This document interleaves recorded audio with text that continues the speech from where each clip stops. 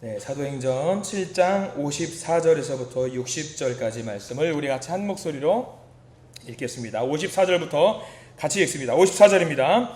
그들이 이 말을 듣고 마음에 찔려 그를 향하여 이를 갈거늘 스데반이 성령 충만하여 하늘을 우러러 주목하여 하나님의 영광과 및 예수께서 하나님 우편에 서신 것을 보고 말하되 보라 하늘이 열리고 인자가 하나님 우편에 서신 것을 보노라 한데 그들이 큰 소리를 지르며 귀를 막고 일제히 그에게 달려들어 성 밖으로 내치고 돌로 칠세 증인들이 옷을 벗어 사울이라 하는 청년의 발 앞에 두니라. 그들이 돌로 스데반을 치니 스데반이 부르짖어 이르되 주 예수여 내 영혼을 받으시옵소서 하고 무릎을 꿇고 크게 불러 이르되 주여 이 죄를 그들에게 돌리지 마옵소서 이 말을 하고 자니라. 아멘. 오늘 말씀 가운데 놀라우신 은혜가 있기를 간절히 기도하고 소망합니다. 우리 기도하는 마음으로 고백해 볼까요? 하나님의 은혜가 지금 저에게 임하기를 기도합니다. 아멘. 옆 사람 축복하면서 하나님의 은혜가 지금 여러분에게 임하기를 기도합니다. 아멘. 하나님의 복된 은혜가 넘치길 간절히 기도하고 소망합니다. 오늘 우리 말씀 제목은요, 예수님을 만난 사람들 스데반에 대한 이야기를 좀 해보려고 합니다. 너무나도 유명했던 초대교회 7 집사님들 중에 한 명이지요. 가장 뛰어났다라고 보통 평가를 하고 있는 스데반 집사님에 대한 이야기인데, 오늘 여러분들 나눠들은 자료가 좀 많이 있어요. 말씀들이 굉장히 많이 있죠. 특별히 1번 보시면, 왼쪽 제일 위에 있는 1번 항목 보시면 스데반에 대해서 이렇게 1번, 2번, 3번으로 정리를 좀 했어요. 그래서 오늘 1번, 2번, 3번을 한 꼭지씩 보면서, 하나씩 보면서 스데반이 이런 사람이었구나, 초대교회에는 이런 역사적인 배경이 있었구나를 좀 알면서 나도 이런 삶을 살아야 되겠다라고 우리가 깨달음을 얻었으면 좋겠다라는 생각을 좀 해보았습니다. 스데반은 1번, 2번, 3번 세 가지가 충만한 사람이었다라고 정리를 좀 해두었어요. 첫 번째는 뭐냐면 성령이 충만한 사람이었다라고 제가 정리를 좀 해두었어요. 사도행전에 보면은요, 초대교회의 영적인 부흥이 일어납니다. 성도들 간에 영적인 부흥이 일어납니다. 많은 기적들도 일어나고요, 교제와 섬김과 아름다운 어떤 그 모습들이 계속 발생이 됩니다. 그 모습을 보고 많은 사람들이 무슨 재밌는 일이 있길래, 무슨 좋은 일이 있길래 사람들이 저렇게로 많이 가느냐라고 하면서 교회로 많이 뭉치게 되고요, 사람들이 많이 몰려들었습니다. 지금 우리식으로 말하자면 부흥이 일어난 거지요.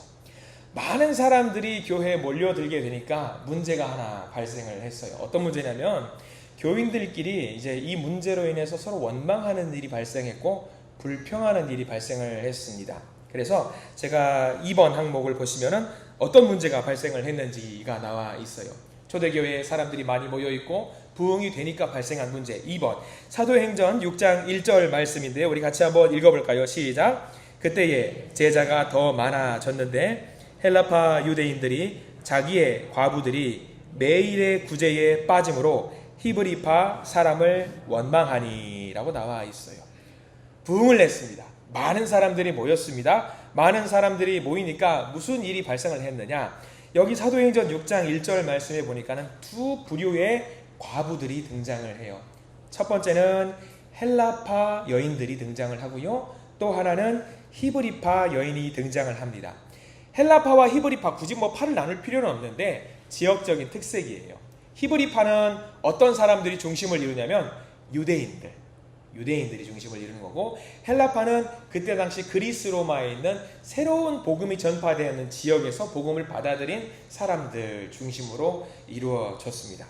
그럼 여러분들 복음이 전파될 때 어느 나라 말로, 굳이 헬라 말, 히브리 말 두 가지 말이 있었을 때에 어느 나라 말로 복음이 더 많이 전파됐을 것 같으세요? 여러분들이 봤을 때는 당연히 히브리파입니다. 히브리파. 유대인들의 말로 더 많이 복음이 전달됐겠죠. 아리까리 하면은 익숙한 단어 하시면 돼요. 히브리파 단어로 복음이 많이 전파가 됐어요. 근데 히브리 말로 복음을 전파하다 보니까 공지사항 같은 거 있잖아요. 옛날에 우리 조선시대 보세요. 글을 모르니까 방을 붙여도 방을 붙여서 공지사항을 붙여도 글을 아는 사람들만 그거를 보고 무엇이 있구나라는 것을 이해를 하잖아요. 글을 모르는 사람은 방을 붙여도 무슨 내용인지 몰라요. 이때 당시도 마찬가지였어요. 복음이 전파됐는데 그 복음이 전파되고 많은 사람들이 교제를 나누고 공지사항을 나눌 때 히브리 말로 더 많은 내용들이 전파가 되었던 거예요. 그러면 좋은 내용이 있어요. 과부들 같은 경우는 밥을 먹고 사는 것, 일을 하는 것이 굉장히 곤란했기 때문에 이런 정보들이 좀 필요했거든요.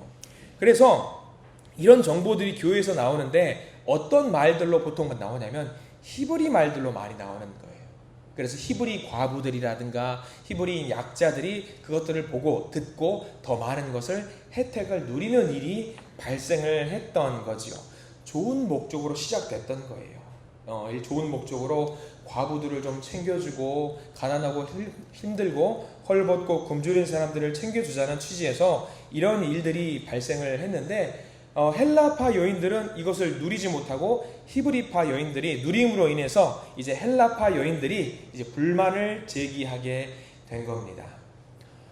이런 문제가 돼가지고 이제 결코 쉬운 문제가 아니었어요. 우리들도 그런 일들이 종종 가끔가다 있어요. 혈연, 지연, 학연, 이게 노리는 것은 아닌데 내가 학연으로 챙기는 것도 아니고 혈연으로 챙기고 싶은 마음도 없고 지연으로 챙기고 싶은 마음도 없지만 공교롭게 이게 이상하게 지연이랑 연결돼가지고 이 사람들만 특혜를 누리는 것처럼 보일 때가 있어요.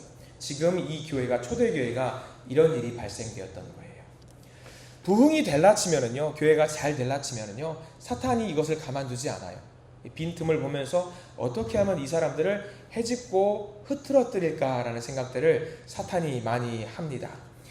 그래서 이 초대교회에 굉장히 혼란스러운 일이 발생됐고요. 많은 다툼이 발생을 했는데 우리들이 이 말씀을 보면서 이 헬라파 유대인들, 히브리파 유대인들 이렇게 싸운다라고 해서 우리는 걱정할 필요는 없어요. 왜냐하면 사탄이 아무리 교회를 이렇게 해집어 놓는다라고 해도 우리들이 명심해야 될 거 하나가 있는데 뭐냐면 사탄은요 절대로 교회를 무너뜨릴 수 없습니다. 예수님이 말씀하신 게 있어요.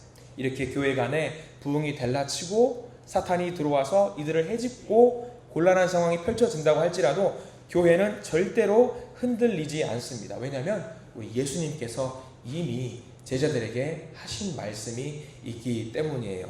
자, 거기 3번 말씀 마태복음 16장 18절 말씀이 있어요. 이 말씀이 중요한 말씀인데 굉장히 다음 이어지는 말씀으로 중요한 말씀이에요. 우리 같이 한번 마태복음 16장 18절 말씀을 읽어볼게요. 시작. 또 내가 내게 이르노니 너는 베드로라. 내가 이 반석 위에 교회를 세우리니 음부의 권세가 이기지 못하리라 라고 했습니다.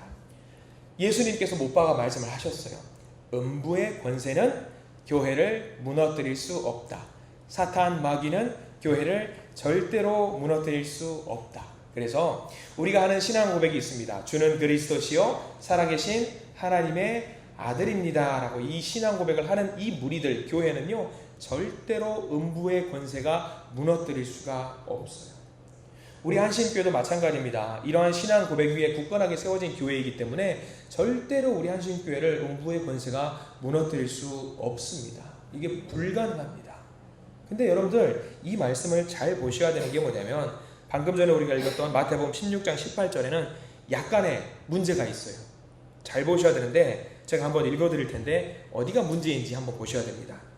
또 내가 내게 이르노니 너는 베드로라. 내가 이 반석 위에 내 교회를 세우리니 음부의 권세가 이기지 못하리라.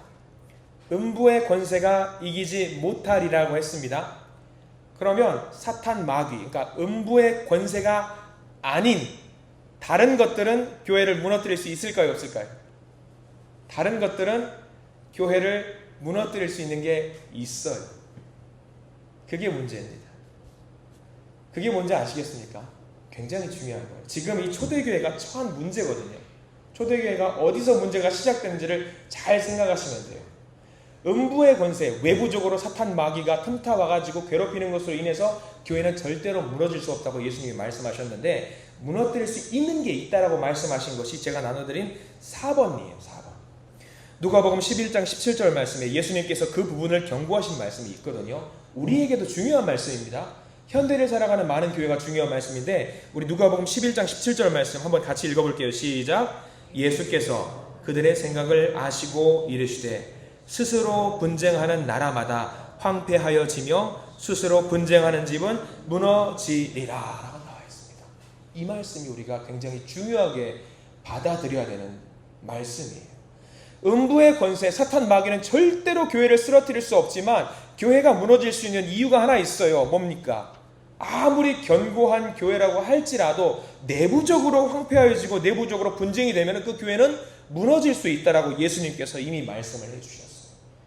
초대교회에 이 7 집사가 있었던 이 초대교회에 그 문제가 발생이 됐던 거예요. 사탄 마귀 틈타는 것들, 외부적인 세력들은요 견고하게 막고 이겨낼 수 있는 힘이 있었지만 초대교회 내부에서 자기들끼리 발생하는 문제에 대해서는 예수님도 경고를 하셨거든요. 조심해야 된다. 무너질 수 있다라는 거죠. 저는 이 말씀을 보면서 가끔 우리 교회뿐만 아니라 제가 거쳐왔던 교회들을 다 한번 곱씹어 봤어요. 저는 우리 교회가 굉장히 내부적으로도 견고한 교회라고 생각을 합니다. 근데요 대부분의 교회들이 좀 그런 게 있어요. 어떤 행사를 했을 때에 선물을 못 받았다고 속상해하시는 분들이 계시는 때가 있어요. 그럼 그런 문제로 인해서 서로 적지 않게 다툼이 발생하는 경우도 있더라고요. 또 이런 게 있어요. 기도를 같이 하는데 내 기도 제목은 같이 읊지 않아서 내 기도는 안 해줬다라고 속상한 부분들이 있을 때가 있다라는 거예요. 여러분들 그럴 때는요 귀뜸해 주세요. 속상해하지 마시고 나 선물 못 받았습니다. 귀뜸해 주시면 되고요. 기도할 때 내 기도 제목 안 나왔다라고 하면 귀뜸해 주시면 돼요. 그러면 다음 함께 모아서 다 같이 기도하면 되거든요. 그런 일들이 있었어요. 내가 누리지 못하는 어떤 은혜와 복을 다른 사람만 누린다라고 생각하는 일이 초대교회에 발생을 했던 겁니다. 여러분 명심하세요. 교회가 스스로 내부적으로 견고해지면 됩니다. 내부적으로 더 많이 사랑하면 되고요. 내부적으로 더 챙기고 보듬으면은 그 교회는 결코 무너지지 않는 튼튼한 교회가 될 줄 믿습니다. 그래서 지금 교회에 발생하는 이 분열의 문제, 초대교회에 발생했던 분열의 문제를 매우 심각하게 사도들이 바라보면서, 성도들이 바라보면서 이 부분을 우리가 반드시 해결해야 되겠다라고 담론을 나누고 서로 의견을 취합하게 되었고요. 그래서 즉시 조치를 취하게 됩니다. 교회의 동의를 얻어서요. 이 문제를 빨리 해결해야 되겠다라고 생각하는 내용이 5번 말씀, 사도행전 6장 5절 말씀이 바로 그 내용입니다. 여러분들이 많이 알고 있는 7 집사가 세워지는 장면인데요. 7 집사의 명단이 나와 있죠. 우리 5번 항목 같이 한번 읽어보겠습니다. 시작. 온 무리가 이 말을 기뻐하여 믿음과 성령이 충만한 사람 스데반과 또 빌립과 브로고로와 니가노르와 디몬과 밤에 나와 유대교회에 입교했던 안디옥 사람 니콜라를 택하여 라고 나와 있어요. 이 초대교회에 이렇게 분열이 될 수 있을 것 같은 문제가 발생했을 때에 이것을 해결하기 위해서 일꾼들을 7명 세웠던 것이지요. 자, 그러면 여러분들 한번 보셔요. 이 7명이 세워진 기준이 있을 것 같아요. 그냥 아무나 세워지지 않았을 것 같습니다. 7명, 그 중에 스데반도 있잖아요. 이 7명이 세워진 선정된 기준이 뭐냐면 방금 읽었던 사도행전 6장 5절 말씀에 나와 있죠. 믿음과 성령이 충만한 사람이라고 나와 있어요. 그러면 누가 믿음이 좋은 사람이냐? 누가 성령이 충만한 사람이냐? 교회의 중직을 세울 때, 일꾼을 세울 때 믿음과 성령이 충만한 사람을 세우는 것, 세상의 기준으로 세워서는 되는 게 아닙니다. 오래 다녔기 때문에, 아니면 교회의 사정을 빠삭하게 잘 알기 때문에 그런 것도 기준이 될 수 있겠지만 무엇보다 중요한 것은요, 성경이 뭐라고 하는지를 잘 봐야 돼요. 성경이. 사도행전 6장 5절 우리 방금 읽었던 말씀이 있잖아요. 믿음과 성령이 충만한 사람.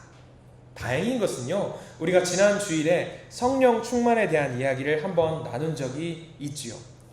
뭘 많이 쌓은 것이 아니라 뭘 많이 갖고 있는 것이 아니라고 했습니다. 주님보다 앞서는 것도 아니고 주님과 손잡고 동행하는 사람이 성령 충만한 사람이라고 말씀을 드렸습니다. 그래서 여러분들 추가적으로 말씀을 드렸죠. 그래서 여러분들은 이미 성령 충만한 사람이다, 아니다? 이미 성령 충만한 사람이다. 맞죠? 아닌 것 같습니다. 여전히. 여전히 성령 충만한 사람입니다. 자, 믿음은 어떻게 확인할까요? 성령 충만 이렇게 됐습니다. 믿음은 어떻게 확인할까? 7 집사를 세운 것을 보면 알 수 있습니다. 이들을 통해서 교회를 무엇 하려고 했다, 그거를 보면 알 수 있어요. 다른 무엇보다 교회에서 성도들 사이의 갈등을 중재하고 의견 차이를 조정하고 화합하게 하고 화목하게 하는 사람들이 믿음 좋은 사람이고요, 성령 충만한 사람인 거죠. 언젠가 이런 글을 본 적이 있습니다. 그 평화협정을 체결하기 위해서 계속 다투었던 이스라엘이라는 나라와, 지금 현대를 살아가는 이스라엘이라는 나라와 요르단의 정상이 만난 적이 있어요. 계속 전쟁을 통해서 서로 다투고 했던 두 나라였는데, 이 두 나라가 정상이 만났어요. 평화협정을 체결하기 위해서. 식사 도중에 요르단 국왕이 이제 식사를 하려고 하는데 식탁에 올라왔던 생선이 있었대요. 돔이었는데 생선이 너무 맛있어서 이 요르단 국왕이 이스라엘, 그때 음식을 준비했던 사람이 이스라엘 그 요리사였나 봐요. 그 이스라엘 요리사에게 잠깐 나와보라고 해서, 너무 맛있는 생선이다, 이 생선이 도대체 어떻게 만든 것이며 이 재료가 어디에서 공수되었는 건지를 좀 알고 싶다라고 이야기를 했대요. 그러자 그 주방장 요리사가 요르단 국왕에게 대답을 했다라고 합니다. 이 생선은 요르단과 이스라엘 항구를 오가는 생선 도미를 잡아서 사용한 생선입니다. 이 도미가 이 두 나라를 자유롭게 왕래한 것처럼 이 평화협정을 통해서 이 두 나라가 화목하게 되기를 원합니다. 그런 의미에서 이 음식을 준비했습니다. 요르단 국왕이 물어봤대요. 감탄하면서, 아니 그런 생각을 언제부터 하게 되셨습니까? 갑자기 그런 생각을 한 것이 아닙니다. 오래전부터 생각을 했고 분명히 그렇게 될 수 있다라고 믿고 이 생선을 식탁에 올리게 되었습니다 라고 말을 했다라고 합니다. 멋진 대답이고 멋진 행동이에요. 두 나라가 서로 교류를 하고 중재할 수 있는 그 일을 하는 작은 요리사가 무슨 힘이 있겠어요. 근데 그 요리사로 인해서 두 나라의 수장이 평화협정에 사인을 할 수 있게 되었다. 물론 그 요리사가 다 한 것은 아니었겠죠. 작은 힘을 보탰겠죠. 마찬가지예요. 초대교회도 그런 일들이 있었다라는 거예요. 다툼이 있었고 싸움이 있었고 시기와 질투가 있었는데 이것들을 무마시키기 위해서 7 사람을 세웠고 이 7 사람들이 잘 그 일을 감당해냈다라고 하는 거죠. 그 중에 스데반은 어느 정도 위치하고 있느냐? 이름을 함부로 적지 않습니다. 분명히 이름도 순서가 있는 거예요. 스데반, 빌립, 브로고로, 니가노르, 디몬, 바메나, 니골라. 이 중에 가장 능력이 있었던 사람 누구였겠습니까? 당연히 스데반이었어요. 스데반이 그런 일을 감당했어요. 믿음이 충만했고 성령 충만했던 사람, 그가 이 교회의 분란을 해결하기 위해서 마중물의 역할을 감당했다라고 하는 겁니다. 이런 스데반의 모습을 통해서 우리가 좀 배웠으면 좋겠습니다. 우리 한신의 모든 성도님들이 귀한 일꾼으로 세움을 받아서요, 갈등이 혹시 있는 곳이 있다라고 한다면, 분란이 있는 곳이 있다라고 한다면, 곤란함이 있는 곳이 있다라고 한다면요, 기꺼이 우리 성도님들이 먼저 중재자가 되어주시고 화해자가 되어주시고 중보자가 되어주셔서 하나님이 세우시는 평화의 일꾼이 되어주시기를 간절히 바라고 소망합니다. 그래서 이스라엘과 요르단을 왔다 갔다 했던 이런 도미와 같은 이 생선과 같은 역할을 감당했던 성도들, 스데반과 같은 성도님들이 되시기를 간절히 축원합니다. 성령이 충만한 사람 스데반이었습니다. 두 번째입니다. 2번은 뭐냐면요, 말씀이 충만한 사람이었어요. 스데반은 말씀이 충만한 사람, 믿음과 성령이 충만한 사람이었고요, 열심히 사역했던 사람. 그래서 하나님은 그에게 능력과 기적도 주시고요, 지혜의 말과 권세도 주셨습니다. 말씀이 정말로 충만한 사람이었어요. 그래서 유대인들이 율법과 말씀을 가지고 스데반을 이길 수가 없었어요. 하나님께서 그의 일꾼들에게 영적인 에너지를 무한대로 공급해 주셨기 때문입니다. 물론 그랬다고 해서 사탄이 스데반의 믿음을 무너뜨리는 것을 포기했을까요? 아닙니다. 사탄은 결코 포기하지 않습니다. 우리들의 믿음을 흔들어서 무너뜨리기 위해서 사탄은 부지런히, 정말 부지런히 일을 하고 있거든요. 그래서 우리들이 믿음과 성령으로 충만해서 하나님으로부터 쓰임을 받게 되면은요, 여러 억울한 일을 당할 때가 있습니다. 스데반도 그랬습니다. 유대인들은 온갖 거짓말을 지어내서 그를 고소하기 바빴습니다. 우리 같았으면은요, 하나 고소를 당하면은요, 억울해서 잠도 못 이룰 지경일 겁니다. 몇 날 며칠을 바득바득하고요, 부글부글 하면서 살게 될 것 같습니다. 참지 못하고 당장이라도 달려들어서 싸우려고 달려들었을지도 모릅니다. 근데 이것은요, 이러한 모습은요, 하나님의 사람다운 모습이 아닙니다. 성경은요, 가끔 하나님의 사람들을요, 독수리와 비교할 때가 있어요. 근데 여러분들, 독수리에게 골치 아픈 새가 한 마리 있는 거 혹시 아세요? 독수리를 상대할 수 있는 겁없는 새가 하나 있어요. 혹시 아시는 분? 까마귀가 그렇습니다. 까마귀가. 독수리를 감히 상대하는 까마귀. 우리 울산도 까마귀 되게 많잖아요.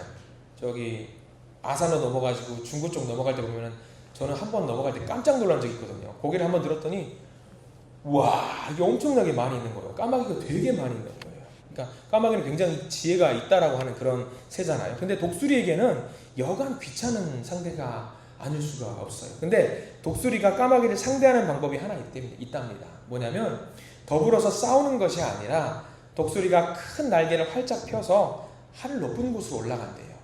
높이 올라간대요. 까마귀가 쫓아오지 못할 지역까지 높이 올라간대요. 그래서 까마귀가 독수리를 괴롭히려고 올라가다가 자기가 감당할 수 있는 높이가 아니니까 중간에 포기하고 내려온다라고 하는 거지요. 딱 이거예요. 스데반도 마찬가지였어요. 자신을 거짓으로 고소하고 고발하는 자들과 일일이 상대하지 않습니다. 다투거나 싸우지 않습니다. 그저 자신의 옳음을 증명하려고 그들과 싸우지 않아요. 그래서 어떻게 했느냐? 여기 성경에는 사도행전 6장 15절에는요, 스데반이 어떤 모습을 취하고 있는지 나오거든요. 우리 6번 항목 같이 한번 읽어볼까요? 사도행전 6장 15절입니다. 시작. 공회 중에 앉은 사람들이 다 스데반을 주목하여 보니 그 얼굴이 천사의 얼굴과 같더라. 천사의 얼굴과 같더라. 천사가 굳이 사람과 일일이 다툴 필요가 있겠습니까? 없어요. 스데반은요, 불의한 자들과 상대하지 않고요, 저 높은 영적인 창공으로 날아오른 거죠. 굳이 안 다투는 거예요. 다툴 필요가 없는 거예요. 우리들도 이게 가능할까 생각이 들었어요. 묵상하면서. 우리 성도님도 이게 가능했으면 좋겠는데 가능할 거야. 어떤 분들은 그렇게 물어봅니다. 아유, 성경에 나와 있는 스데반쯤 되니까 그게 가능한 거 아니겠습니까, 목사님? 아니에요. 스데반도 사람이잖아요. 우리도 사람이잖아요. 스데반도 그리스도인이잖아요. 우리도 그리스도인이잖아요. 그럼 우리도 충분히 가능하다라는 이야기입니다. 그 하나님의 말씀을 가지고, 지혜를 가지고 그들과 상대하지 않고 말씀을 선포합니다. 그래서 우리가 읽은 성경 말씀 사도행전 7장은요, 스데반이 선포하는 말씀이에요. 설교하는 거거든요. 하나님의 말씀을 선포하는 장면입니다. 아브라함 때부터 시작해가지고 이삭과 야곱과 요셉, 모세와 다윗, 솔로몬, 많은 선지자들에 대한 이야기를 합니다. 말씀으로 충만해집니다. 스데반. 말씀으로 충만해지는, 그게 비결입니다. 스데반의 비결. 유대인들이 하는 거짓 비난과 고소에도 불구하고 스데반이 그들과 더불어 다투지 않고 천사의 얼굴을 할 수 있었던 것은 하나님의 말씀으로 충만했기 때문에 그게 가능했습니다. 우리 믿음의 성도님들, 한신의 성도님들, 하나님의 말씀에 깊게 젖어 있으시기를 간절히 소망합니다. 매일의 삶 속에서 말씀에 젖어 있으세요. 요즘 날씨가 더워서 불쾌지수가 좀 높아져요. 그래서 누가 툭 건드리면 화부터 낼 수도 있을 텐데, 누가 툭 건드리면요, 그러지 마시고요, 언성 높이지 마시고요, 누가 건드리시면 그냥 줄줄줄줄 여러분들이 알고 계시는 말씀을 묵상하십시오. 말씀에 젖어 계세요. 말씀을 젖어 계십시오. 하나님의 말씀에 푹 젖어 있으면요, 화낼 일이 없습니다. 유대인들의 포도주 보관법 중에 우리들이 잘 알고 있는 성경 말씀 하나 있을 겁니다. 새 포도주는 어떤 부대에 담는다? 새 부대에 담는다. 저는 어려서부터 이 말씀을 늘 보면서 그 생각을 했어요. 저 어렸을 때부터 재활용에 대한 이야기가 많이 나왔었거든요. 그럼 저는 이 말씀 보면서 생각했죠. 아, 새 포도주는 새 부대에 담으면 헌 부대는 어떻게 되는 걸까? 이런 생각 해본 적 없으시죠? 저는 이런 생각 자주 하거든요. 가끔 그 생각이 들었어요. 헌 부대는 어떻게 할 것 같으세요, 여러분들? 그냥 버릴 것 같죠? 안 버려요. 헌 부대를 어떻게 하냐면요, 재활용을 할 수가 있어요. 헌 부대는요, 왜 이게 버리게 되냐면, 이게 수분이 딱딱해져, 수분이 말라가지고 이게 딱딱해지면은 이게 팽창이 적당히 돼야지 포도주가 들어왔을 때도 발효가 되더라도 버티거든요. 근데 부대가 오래되면 이게 말라서 딱딱해지니까 이게 발효가 되면 어떻게 될 것 같아요? 으스러지고 빠개지고 찢어지는 일이 발생을 해요. 그래서 사용하지 못하고 버리는 게 아니라 이거는 또 다 모아가지고 어떻게 하냐면 뒤집어가지고 이거를 수분으로 충분히 먹어요. 담궈둬요. 담근 다음에 그 담근 표면에 수분이 충분히 머금으면 올리브 기름으로 코팅 같은 걸 한대요. 그럼 어떻게 될 것 같으세요? 그게 다시 새 부대처럼은 안 되지만 사용할 수 있는 부대로 만들어진다라고 하는 거예요. 그러니까 새 부대도, 헌 부대도 새 부대 못지않게 사용할 수 있다라고 하는 거죠. 여러분들은 새 부대이십니까? 헌 부대이십니까? 새 부대이고 싶은 헌 부대입니까? 다들 우리는 새 부대이고 싶은. 그럼요, 헌 부대가 버림받지 않고 다시 재활용할 수 있는 방법을 제가 알려드렸어요. 어떻게 하면 될까요? 말씀에 내 온 몸과 마음과 영혼과 정신을 푹 적시면 되는 겁니다. 스테반이 했다는 것처럼 늘 말씀을 묵상하고 말씀을 가까이 살면은요, 우리가 비록 헌 부대라 할지라도 깨지거나 바스라지거나 하지 않고 다시 성령의 포도주를 우리가 머금을 수 있다라는 사실입니다. 늘 삶 속에서 말씀에 우리 영혼을 푹 적셔가지고 성령의 기름이 부어질 때 그것들을 잘 감당할 수 있는 사람들이 되시기를 축원합니다. 자, 성령이 충만한 사람 스데반, 말씀이 충만한 사람 스데반, 마지막 세 번째입니다. 소망이 충만한 사람이었다. 소망이 충만한 사람이었다.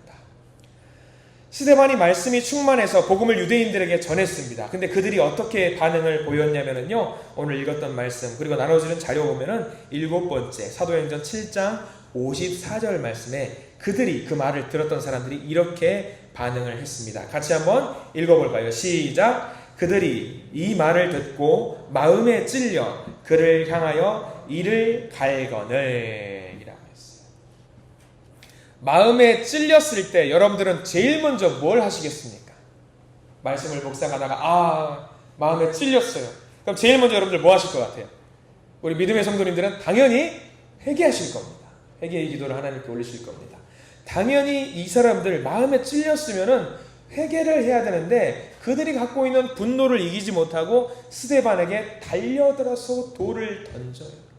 스데반은 그 돌 맞아서 죽게 되고요, 그리스도인으로서 첫 번째 순교자가 됩니다. 근데 여러분들, 스데반이 얼마나 소망이 충만했는지 우리가 성경 말씀에 흥미로운 장면이 하나 등장을 하거든요. 제가 적어드린 자료 중에 8번과 9번 말씀이에요. 스데반이 어떤 소망에 충만해가지고 어떤 행동을 취했는지 한번 볼 필요가 있습니다. 59절과 60절 적혀있는 부분이죠. 같이 한번 읽어볼게요. 시작. 그들이 돌로 스데반을 치니 스데반이 부르짖어 이르되 주 예수여 내 영혼을 받으시옵소서 하고, 60절입니다. 무릎을 꿇고 크게 불러 이르되 주여 이 죄를 그들에게 돌리지 마옵소서, 이 말을 하고 자니라 라고 나와 있어요. 흥미로운 장면, 여기 밑줄 그어둔 장면이 굉장히 흥미로운 장면이죠. 주 예수여 내 영혼을 받으시옵소서, 그리고 주여 이 죄를 그들에게 돌리지 마옵소서. 여러분 어디서 들어본 말이지요? 누가 하신 말씀이죠? 예수님이 하신 말씀이죠. 예수님이 하신 말씀. 예수님께서 숨을 거두시면서 아버지 내 영혼을 아버지에게 부탁합니다 하면서 하셨던 말씀을 지금 스데반이 그대로 가져와서 하고 있습니다. 스데반은요, 지금 예수님께서 가셨던 그 고난의 길을, 십자가의 길을 똑같이 따라 걷고 있는 거예요. 어떻게 스데반이 이처럼 평화롭게 자신의 부당한 죽음을 맞이할 수 있을까? 과연 나도 이런 말을 하면서 이 길을 걸어갈 수 있을까? 성경을 자세히 보니까 비결이 하나 있더라고요. 비결이 하나 있어요. 어떤 비결이냐? 스데반은 그를 향해 날아온 돌멩이를요 하나도 보지 않았어요. 돌멩이를 보지 않고요, 돌을 던지는 사람들도요 쳐다보지 않았습니다. 스데반은요 죽음의 순간에도 그 시선을 어디에 고정해 둔지 여러분들 잘 아셔야 돼요. 우리 10번 말씀 한번 볼까요? 제일 끝에 나와 있는 사도행전 7장 55절 말씀, 중요한 말씀입니다. 우리 같이 한번 읽어보겠습니다. 시작. 스데반이 성령 충만하여 하늘을 우러러 주목하여 하나님의 영광과 및 예수께서 하나님 우편에 서신 것을 보고. 아멘. 어디를 보고 있었어요?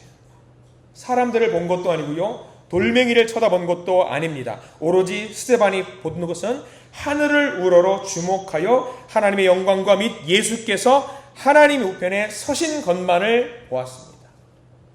여러분 이렇게 하실 수 있겠습니까? 근데 여기는요 사도행전 7장 55절에는요 중요한 표현이 하나 더 나옵니다. 제가 파란색으로 표시를 해둔 글자인데요 굉장히 인상 깊은 표현이거든요. 하나님 우편에 서신 것을 보고, 성경에 예수님을 설명할 때, 신약성서에 예수님을 설명할 때에 예수님 하나님 보좌 우편에, 예수님이 보통 어떻게 표현되는지 아세요? 보좌 우편에 예수님이, 여기 우리 성경 말씀에는 서신 것을 보고라고 나와 있죠. 다른 성경에는 다 앉아 있어요. 예수님이 보좌에 앉아 계세요. 딱 하나 이 부분에서만 서셔서 스데반을 바라보고 있는 장면으로 나옵니다. 스데반이 돌에 맞아 죽게 되었을 때 예수님은 보좌의 우편에서 일어나셔요. 왜 그런지 아시겠어요? 이제 곧 만나게 될, 잠시 후면 만나게 될 스데반을 맞이하시려고 일어서셔서 팔 벌리고 기다리고 계신 거예요. 이게 뭐냐면 하늘의 소망이라는 거죠. 소망. 스데반은 그것을 알았던 거예요. 주님께서 팔 벌려서 자기를 맞이하시려고 기다리고 있다는 것을 스데반은 보면서 하늘 소망을 가질 수 있었던 겁니다. 대단한 믿음이지요. 우리가 다시 예수님을 만나게 될 겁니다. 언제가 만날 겁니다. 저도 긴장이 돼요. 저도 이 말씀 묵상하면서 늘 기대합니다. 내가 나중에 제 수명이 다 돼가지고 예수님을 만나게 될 때 예수님은 저를 맞이하실 때에 앉아 계실까 서 계실까 그 생각이 들 때가 있어요. 윤 목사 고생했다, 어서 와라 하면서 팔 벌려서 맞아주실까, 앉아가지고 일로 와봐 그러실까 모르겠어요. 그래요. 그럴 수도 있습니다. 저는 우리 교회 성도님들이 나중에 우리 하나님 나라 갈 때에 예수님이 팔 벌려서 일어서셔가지고 뭐 신발 벗은벌 다 벗으시고 오셔가지고 꼭 안아주시는 예수님을 경험하시길 간절히 축원합니다. 기대되지 않으세요? 기대되지 않으세요? 정말 기대돼요. 이렇게 예수님께서 팔 벌려 서 계신 모습을 바라볼 수만 있다라고 한다면요, 그날이 기다려질 수밖에 없어요. 그리고 소망을 거기에 둘 수밖에 없는 거죠. 이 스데반은 그런 사람이었다라는 거죠. 스데반이라고 하는 사람의 이름은요, 헬라어로 면류관이라는 뜻을 가지고 있어요. 영광이라는 뜻, 자랑이라는 뜻이 있습니다. 그 말 그대로인 것 같아요. 면류관을 얻은 자, 하나님의 영광을 누린 자, 그리고 우리 예수님의 자랑할 만한 사람 스데반. 우리도 스데반처럼 언젠가 주님을 만나게 될 겁니다. 그분도 영광스러운 보좌에서 일어나셔서 우리를 분명히 환영해 주실 줄 믿습니다. 그때에 우리가 주님 앞에 또 다른 스데반으로 서 계시기를 간절히 소망합니다. 우리가 이 땅에 살아가면서 하나님으로부터 받은 사랑과 은혜에 대한 감사와 사랑을 갖고 주님 앞에 나아갈 수 있는 믿음의 자녀들이 되시기를 간절히 축원합니다.